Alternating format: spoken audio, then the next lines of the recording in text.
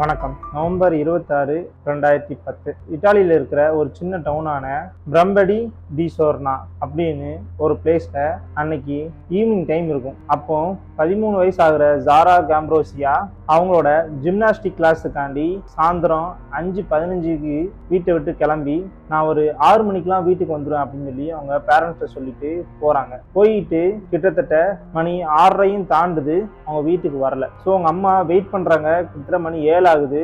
7:11க்கு அவங்க யாராக்கு கால் பண்றாங்க. ஆனா கால் வாய்ஸ் மெயிலுக்கு மாற்றி அமைக்கப்படுது. ஸோ இது யாரா எப்பவுமே இதை மாதிரி பண்ண மாட்டா. இந்த வாய்ஸ் மெயிலுக்கு மாற்றப்படுறது எப்பாவது நடக்கும், ரேரான கண்டிஷன். ஸோ இதனால யாராவோட பேரண்ட்ஸ் லைட்டா கொஞ்சம் யோசித்து பயப்பட ஆரம்பிக்கிறாங்க. அது மட்டும் இல்லாம அதுக்கப்புறம் அவங்களோட ஜிம் கோச் அவங்க ஃப்ரெண்ட்ஸுக்கு எல்லாத்துக்குமே கால் பண்றாங்க. அவங்க யாரா 6:30க்கே கிளம்பிட்டா அப்படின்னு சொல்றாங்க. ஸோ இதுக்கப்புறம் தான் அவங்களுக்கு ரொம்ப பதட்டமாகுது. ஏன்னா அந்த ஜிம்னாஸ்டிக் கிளாஸுக்கும் அவங்க வீட்டுக்கும் கிட்டத்தட்ட வெறும் 650 மீட்டர் தான். ஸோ ரொம்ப பக்கத்துல தான் இருக்கு. ஸோ அந்த 650 மீட்டர் வர்றதுக்குள்ளதான் அவங்க எங்கேயோ காணாம போயிருக்காங்கன்னு அவங்க பேரண்ட்ஸ் நினைக்கிறாங்க. ஸோ இதனால போலீஸ்காரங்களுக்கு அதுக்கப்புறம் கால் பண்றாங்க.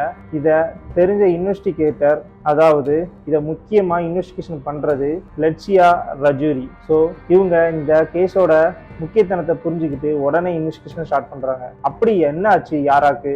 யாரா வெறும் அந்த 650 மீட்டர் தூரத்துல இருக்க ஜிம்னாஸ்டிக் கிளாஸுக்கு போயிட்டு வந்தபோது அவளுக்கு என்ன நடந்துச்சு அப்படின்னு பல ட்விஸ்ட் நிறைஞ்ச ஒரு கேஸை பத்தி நம்ம பார்க்க போறோம். நான் தான் உங்கள் விஸ்வா. வணக்கம் அண்ட் வெல்கம் டு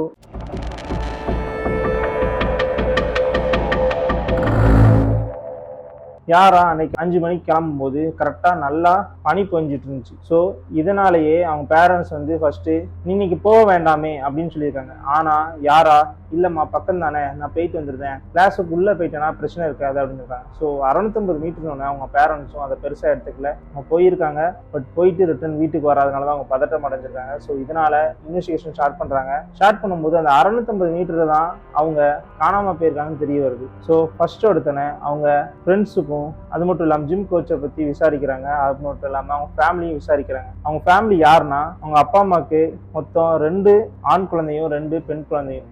அதுல மூத்த பிள்ளை தான் இந்த யாரா மிஸ்ஸிங் ஆயிருக்கா அப்படின்னு தெரிய வருது. ஸோ இதுக்கப்புறம் அந்த 650 மீட்டர்ல காணாம போயிருக்கிறதுனால அவங்க ஃபர்ஸ்ட் எடுத்தன வேற எங்கேயும் போயிருக்க முடியாது. ஸோ அவங்களோட மொபைலை செக் பண்ணுவோன்னு மொபைலை செக் பண்றாங்க. அதுல ஒரு மெசேஜ் லாஸ்டா யாரா சென்ட் பண்ணியிருக்கா. அது அவங்களோட ஃப்ரெண்ட்ஸுக்கு, அதாவது ஒரே ஒரு ஃப்ரெண்டுக்கு see you in Sunday அப்படின்னு ஒரு மெசேஜை மட்டும் போட்டிருக்காங்க. அதுக்கப்புறம் தான் மிஸ்ஸிங் ஆயிருக்கான்னு தெரிய வருது. ஸோ இது பிரோஜனம் இல்லை, இதுக்கு வேற வழி கண்டுபிடிக்குன்னு சொல்லிட்டு மோப்ப நாயை வச்சு ஃபர்ஸ்ட் எடுத்தன தேட ஆரம்பிக்கிறாங்க.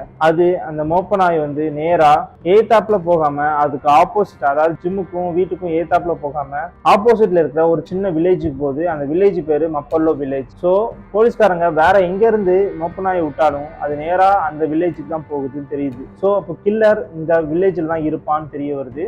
பட் அந்த வில்லேஜுக்கு டேரக்டா போயிட்டு யாரை விசாரிக்குன்னு தெரியல. சுத்தி முத்தி பாக்குறாங்க, எந்த எவிடன்ஸும் கிடைக்கல. ஸோ அதுக்கப்புறம் போலீஸ்காரங்க அந்த ½ டிலேல யாரா காணாம போயிருக்கிறதுனால, அதாவது 5:30ல இருந்து 7:10க்குள்ள தான் காணாம போயிருக்கணும். ஸோ அதுக்குள்ள இருக்கிற கால் ரெக்கார்டை வயர் டேப் பண்றாங்க. அதாவது கால் ரெக்கார்டிங் ஆல்ரெடி அந்த மாதிரி கவர்மெண்ட்லாம் ரெக்கார்ட் பண்ணி வச்சிருப்பாங்க. ஸோ அதை ரிட்டன் உட்காந்து கேட்க ஆரம்பிக்கிறாங்க. அதுல ஒரு கால்ல please God forgive me, I don't kill here அப்படின்னு ஒரு வாய்ஸ் ரெக்கார்டிங் கேட்குறாங்க. அது என்னன்னா, என்னை மன்னிச்சிருங்க கடவுளே, நான் அவளை கொல்லல அப்படின்னு தான். ஸோ இதை கேட்ட உடனே போலீஸ்காரங்க இவனாதான் கில்லரா இருப்பான்னு சொல்லிட்டு அவனை பத்தி விசாரிக்கிறாங்க. அவன் பேர் தான் முகமது பிர்க்ரி. ஸோ இதுக்கப்புறம் கிட்டத்தட்ட 9 நாள் கழிச்சு, அதாவது டிசம்பர் 4ஆம் தேதி அவனை அரெஸ்ட் பண்றாங்க.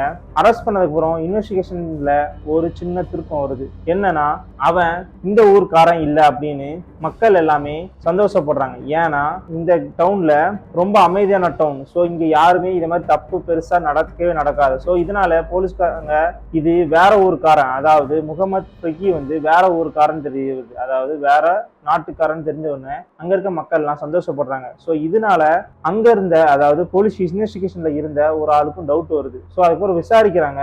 அப்போ அவன் கால் பண்ண ரெக்கார்டிங், அதாவது please God forgive me, I don't kill her அப்படின்னு ஒரு வாய்ஸ் நோட்டை திரும்ப செக் பண்றாங்க. ஏன்னா அவன் பேசுனது இட்டாலியன் மொழியில இல்ல, வேற மொழியில. ஸோ இதனால திரும்பியும் மொழிபெயர்க்க பண்றாங்க. அப்பதான் தெரிய வருது அது தப்பான ஆன்சர். ஏன்னா அதுல என்ன சொல்லியிருந்தாங்கன்னா, கடவுளே இவளை எப்படியாவது பதில் சொல்ல வைங்க அப்படின்னு தான் சொல்லியிருக்காங்க. ஸோ இது அவ கேர்ள் ஃப்ரெண்டுக்கோ இல்லை வேற யாருக்கோ இந்த கால் பண்ணியிருக்கான்னு தெரிய வருது. ஸோ இதுக்கப்புறம் தான் போலீஸ்காரங்க அவன் இந்த கொலைக்கும் இதுக்கும் சம்மந்தம் கிடையாதுன்னு தெரிய வருது. ஆனா போலீஸ்காரங்க அவனை அரெஸ்ட் பண்ணும்போது அவனோட கார்ல இருந்து கார்பெட்ல இருக்க பிளட் சாம்பிள கண்டுபிடிக்கிறாங்க. இதனாலையும் தான் அவனை அரெஸ்ட் பண்ணியிருந்தாங்க சந்தேகத்தின் பேர்ல. ஆனா அந்த பிளட் சாம்பிள் யாருன்னா அது விக்கியோட தான் தெரிஞ்சோடனே இவனை நிரபராதின்னு ரிலீஸ் பண்ணியிருந்தாங்க. ஸோ இதுக்கப்புறம் கேஸ் பழைய மாதிரியே ஸ்டார்ட் பண்ண இடத்துக்கே வந்து சேருது. இதுக்கப்புறம் கேஸ் இன்வெஸ்டிகேஷன் பண்றாங்க, எந்த இம்ப்ரூவ்மெண்ட்டும் இல்லை. ஆனா அதுக்கப்புறம் ஒரு 3 மாசம் கழிச்சு, அதாவது பிப்ரவரி 26ஆம் தேதி அவங்க டவுன்ல இருந்து, அதாவது யாரா காணாம போன டவுன்ல இருந்து கிட்டத்தட்ட 10 கிலோமீட்டர் தாண்டி அல்டினோனா அப்படின்னு ஒரு டவுன் இருக்கு. ஸோ அங்க ஒரு நபர் வந்து அவங்களோட ரிமோட் கண்ட்ரோல் பிளேனை பறக்க விட்டுட்டு இருக்காரு ஒரு புல்வெளியில, அதாவது அவர் ஹைட்ல இருக்கிற புல் சைடு இருக்கிற இடத்துல. ஸோ அந்த பிளேன் ஃபர்ஸ்ட் நார்மலா நல்லா பறக்குது. ஆனா திடீர்னு அவரோட கண்ட்ரோலை மீறி பறக்க ஆரம்பிக்குது. அவரு எப்படியாவது கண்ட்ரோல் பண்ணி வர வைக்கணும் அப்படின்னு ட்ரை பண்றாரு. அதுவும் கொஞ்ச நாள் கழிச்சு வந்துருது. ஆனா அவரோட பக்கத்துக்கு வராம கொஞ்ச தூரம் தள்ளி அந்த புல்வெளியில ஒரு இடத்துல போய் நிக்குது. ஸோ இதை அவர் தேடி போறாரு. தேடி போகும்போது ஒரு விஷயத்த பாக்குறாரு. அப்பதான் இந்த கேஸோட ஒரு சீக்வலே ஆரம்பிக்குது. அப்படி அவர் என்ன பார்த்தாருன்னா, பக்கத்துல ஒரு கருப்பு கலர்ல ஏதோ ஒன்று கிடக்குதுன்னு பாக்குறாரு. சரி க்ளோஸா போய் பார்ப்போம்னு போய் பாக்குறாரு. அது ஒரு ஷூ கிடந்திருக்கு. அது மட்டும் இல்லாம அதுக்கு பக்கத்துல இன்னொன்னு ஏதோ குமிஞ்சு கிடக்குற மாதிரி இருந்திருக்கு. ஸோ இவர் என்ன நினைச்சிருக்காருன்னா, இது யாரோ இல்லீகலா இங்க குப்பையை கொட்டிருக்காங்கன்னு நினைக்கிறாரு. ஃபர்ஸ்ட் அவர் குப்பைன்னு நினைச்சிருந்தாரு. ஆனா அது குப்பை இல்லை. அப்படி அவர் என்ன பார்த்தாருன்னா, அழுகிற நிலைமையில ஒரு உடலை பார்த்திருக்காரு. ஸோ போலீஸ்காரங்களுக்கு அவர் அங்கிருந்தே கால் பண்றாரு. கால் பண்ணி போலீஸ்காரங்க வர்ற வரைக்கும் அவரு அங்கிருந்து நகரவே இல்லை. ஏன் அவர் அங்கிருந்து நகரவே இல்லை அப்படின்னு உங்களுக்கு யோசனை வரும். ஏன்னா ஒரு ஆளை விட அதிகமா இருக்கிற ஹைட்டான புல்வெளி. ஸோ அவரே வெளியே போயிட்டாரு, அதாவது அந்த இடத்த விட்டு நவுண்டுட்டாருன்னா அவராலேயே இந்த இடத்த கண்டுபிடிக்க முடியாது. ஸோ இதனாலேயே போலீஸ்காரங்க வர்ற வரைக்கும் அவர் நவராம இருக்காரு. அதுக்கப்புறம் இன்வெஸ்டிகேஷனான லெட்சியா வராங்க. வந்து இந்த டெட் பாடியை பார்த்ததுக்கப்புறம் அவங்க பார்த்த உடனே இது ஜாக்கெட்டு, கிளவு, அப்புறம் ஷூ எல்லாம் பார்த்த உடனே இது யாராவோட பாடி மாதிரி தான் தெரியுதுன்னு ஒரு கன்ஃபர்மேஷன் பண்றாங்க. அதுக்கப்புறம் ஃபாரன்சிக் அனுப்பும் போது தான் தெரியுது இது யாராவோட பாடி தான். ஸோ இதுக்கப்புறம் ஃபாரன்சிக் டீம் வந்து யாராவோட பாடியை போஸ்ட்மார்ட்டம் பண்ணும்போது என்ன தெரிஞ்சிருக்குன்னா, அவங்கள யாரும் ரேப் பண்ணலன்னு தெரிஞ்சிருக்கு. ஆனா அவங்களோட செஸ்ட் பகுதியில ஒரு அயன் பார்ட்டிகல்ஸ் கண்டுபிடிச்சிருக்காங்க. அது மட்டும் இல்லாம அவங்களோட லெகின்ஸ் பேண்ட்ல ரோப் தயாரிக்கிற ஃபைபர் மெட்டீரியலும் கண்டுபிடிச்சிருக்காங்க. இது கொஞ்சம் ஸ்ட்ரேஞ்சா இருந்திருக்கு. ஏன்னா இது ஒரு பில்டர்ஸ், அதாவது பில்டிங் கட்டுற இடத்துல இருக்கிற மெட்டீரியல். ஸோ இது யாரோ பில்டர்ஸ் ஏரியால இருக்கிறவங்க தான் யாரோ அவங்கள கொலை பண்ணிருக்காங்கன்னு கண்டுபிடிக்கிறாங்க. ஆனா அவங்க சுத்தி இருக்கிற சரௌண்டிங்ல அது எதுவுமே பில்டர்ஸ் யாருமே அந்த டைம்ல இல்லை. ஆனாலும் 10 கிலோமீட்டர் தாண்டி தான் இது வந்திருக்கு. ஸோ இதுக்கப்புறம் நிறைய காயங்கள் இருக்கிறதையும் போஸ்ட்மார்ட்டம்ல சொல்றாங்க. அது எப்படின்னா எல்லா இடத்துலையும் கை, கால், அவரோட ரிட்ஜி, நெஞ்சில, காலு, கையில, முகத்துல அப்படின்னு நிறைய காயங்கள் இருந்திருக்கு. இதனால என்ன தெரிய வருதுன்னா, எதிரிகிட்ட, அதாவது யாரா வந்து கொலையாளி கிட்ட வந்து தப்பிக்க ட்ரை பண்ணியிருக்காங்க. அப்பம்பட்ட வெட்டுக்காயம் தான் அதுன்னு தெரிய வருது. ஆனா போலீஸ்காரங்க என்ன சொல்றாங்கன்னா, இவங்க செத்ததுக்கு காரணம் கத்தியால குத்துனதோ இல்லைன்னா வேற மூலியமா அடிச்சதோ அப்படிலாம் கிடையாது. இவங்க ஹைப்போதேமியா அது மூலியமா தான் அஃபெக்ட் ஆகி இறந்திருக்காங்கன்னு தெரிய வருது. ஹைப்போதேமியானா வேற ஒன்றும் இல்லை, குளிர் தாங்க முடியாம இறந்திருக்காங்க. ஸோ போலீஸ்காரங்க இன்வெஸ்டிகேஷன் என்ன சொல்றாங்கன்னா, வெட்டுக்காயம் பட்டு அந்த புல்வெளியில இருந்து அவங்க எந்திரிச்சு வெளியே வர ட்ரை பண்ணியிருப்பாங்க. ஆனா அவங்களுக்கு வெட்டுக்காயம் அதிகமா இருந்ததுனால அவங்களால எந்திரிச்சு வர முடியல. ஸோ அன்னைக்கு ராத்திரி பனி நல்லா பெஞ்சிட்டு இருந்ததுனால அவங்களால அந்த குளிர்ல சர்வே பண்ண முடியாம தான் அவங்க இறந்திருக்காங்கன்னு கண்டுபிடிக்கிறாங்க. இதுக்கப்புறம் ஃபாரன்சிக் டீம் டிஎன்ஏ சாம்பிள் கிடைக்குமான்னு பாக்குறாங்க. ஆனா அதுல ஒரு 2 டிஎன்ஏ சாம்பிள் கண்டுபிடிக்கிறாங்க, கால் பகுதியில அண்ட் அவங்க கிளவுஸ்ல கண்டுபிடிக்கிறாங்க. ஸோ இந்த டிஎன்ஏ சாம்பிள் வச்சு இது மூலியமா ஏதாவது ரெக்கார்டு கிடைக்குமான்னு பாக்குறாங்க. ஆனா அவங்க கிரைம் ரெக்கார்ட்ல இருக்கிற எந்த நபரோடையும் இது மேட்ச் ஆகல. ஸோ இது கிரைம் ரெக்கார்டு இல்லாத ஒரு நபர் செஞ்ச வேலையா தான் இருக்கும் அப்படின்னு கண்டுபிடிக்கிறாங்க. இதுக்கப்புறம் டிஎன்ஏ சாம்பிள் வச்சு அந்த ஊர் மக்களை எல்லாத்தையுமே செக் பண்றாங்க. ஸோ அமெரிக்கா மாதிரி பெரிய நாடு, அதாவது வளர்ந்த நாடுகளெல்லாம் டிஎன்ஏ சாம்பிள், அதாவது பிறந்த குழந்தைகிட்டே இந்த டிஎன்ஏ சாம்பிள் எடுத்து அவங்க ரெக்கார்ட் பேஸ்ல சேவ் பண்ணி வச்சிருப்பாங்க.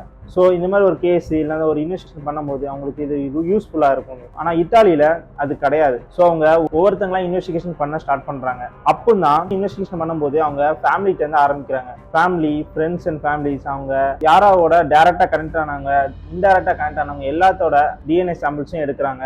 பட் எதுவுமே மேட்ச் ஆகலை. ஸோ அந்த 10 கிலோமீட்டர் தாண்டி இருந்த அந்த டவுனுக்கிட்ட இருந்து கொஞ்சம் தூரம் தள்ளி இருக்கிற பெக்காமா சிட்டிலையும் நம்ம செக் பண்ணணும்னு சொல்றாங்க. ஏன்னா போலீஸ்காரங்க அது பக்கத்தில் இருக்கிற டவுன்ல இருக்கலாம், அதாவது பக்கத்தில் இருக்கிற சிட்டில அவன் இருக்கலாம். நம்ம செக் பண்ணும்போது உஷார் ஆகி ஒன்று தப்பிக்க ட்ரை பண்ணும்போது நம்ம மாட்டிக்கலாம், அப்படி இல்லைன்னா நம்மகிட்ட வந்து சரண்டர் ஆக வாய்ப்பு இருக்குன்னு அந்த பெக்காமா சிட்டியில் இருக்கிற எல்லாத்துக்குமே டிஎன்ஏ சாம்பிள் எடுக்கிறாங்க. ஆனால் அது மில்லியன் கணக்கில் இருக்கிற பெரிய சிட்டி. ஸோ அவங்க அட்லீஸ்ட் 15,000 20,000 சாம்பிள்ஸாவது எடுக்கணும். ஸோ இது பெரிய லெவலில் பொருள் செலவு ஆகும். ஏன்னா இது வரைக்கும் இத்தாலியில பண்ண மோஸ்ட் எக்ஸ்பென்சிவ் கேஸ்னா இதுதான் சொல்லுவாங்க.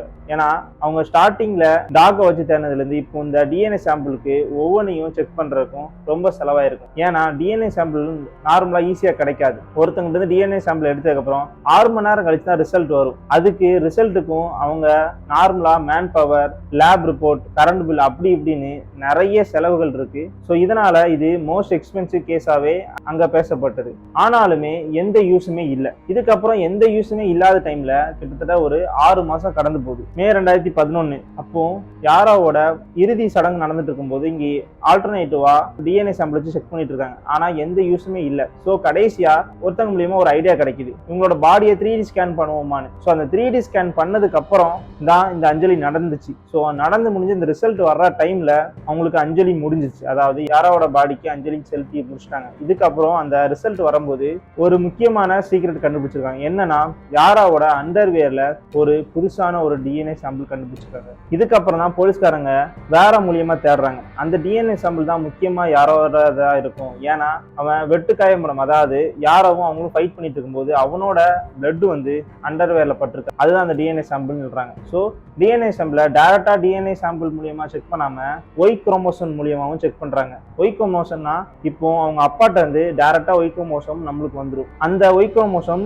என்கிட்ட இருந்து என் பையனுக்கு போகும். இது இந்த ஒய் குரோமோசோம் வந்து மாறவே மாறாது. ஸோ இதை தெரிஞ்ச போலீஸ்காரங்க ஒய் குரோமோசோம் மட்டும் கண்டுபிடிக்கிறாங்க. ஏன்னா அப்போ அவங்க ஃபேமிலி யாருன்னு கண்டுபிடிச்சிடலாம், அது மூலியமா அவனை ஈஸியா கண்டுபிடிச்சிடலாம். ஸோ இந்த ஒரு வழி மூலியமா தேடுறாங்க. அப்படின்னா பாடி கிடைச்ச இருந்த இடத்துல சுத்தி எதுவுமே இல்லை, ஆனா ஒரு பார் மட்டும் இருந்திருக்கு. ஸோ மேபி இங்க கொலை பண்ணி இருக்கிறவனா மேபி இந்த பாருக்கு வர்றவனா இருக்கும், இல்ல சுத்தி இருக்கிற ஏரியால இருக்கிற எவனாவது ஒருத்தனா இருக்கும் சொல்லி அங்க தேடுறாங்க. அப்போ அங்க இருந்த ஒருத்தனோட டிஎன்ஏ சாம்பிள் அங்க கிடைச்ச சாம்பிளோட மேட்ச் ஆகுது. ஸோ அந்த நபரை தேடி போலீஸ்காரங்க போறாங்க. போன உடனே போலீஸ்காரங்களுக்கு பயங்கரமான ஷாக். அப்படி யாரு அது அப்படின்னு பல கேள்விகள் உங்களுக்கு இருக்கும். அது எல்லாத்தையுமே பார்ட் 2 வீடியோல நான் சொல்ல போறேன். ஸோ IMDS இந்த வீடியோ பார்க்கும்போது உங்களுக்கு இதை விட வேற ஏதாவது ஐடியா மூலியமா இவங்க கண்டுபிடிச்சிருக்கலாம் அப்படின்னு உங்களுக்கு தோணுச்சுன்னா அதையும் கமெண்ட் பாக்ஸ் லீவ் பண்ணுங்க. நான் அடுத்த இதோட பார்ட் 2ஓட சீக்வலை சீக்கிரமா போஸ்ட் பண்றேன். அதை பாருங்க. அதுல இன்னும் நிறைய ட்விஸ்ட் அண்ட் டர்ன்ஸ் இருக்கு. ஸோ அப்படிப்பட்ட கேஸ் தான் நம்ம அடுத்த வீடியோல பார்க்க போறோம். நான் தான் உங்களுக்கு ஷா. நன்றி, பாய்.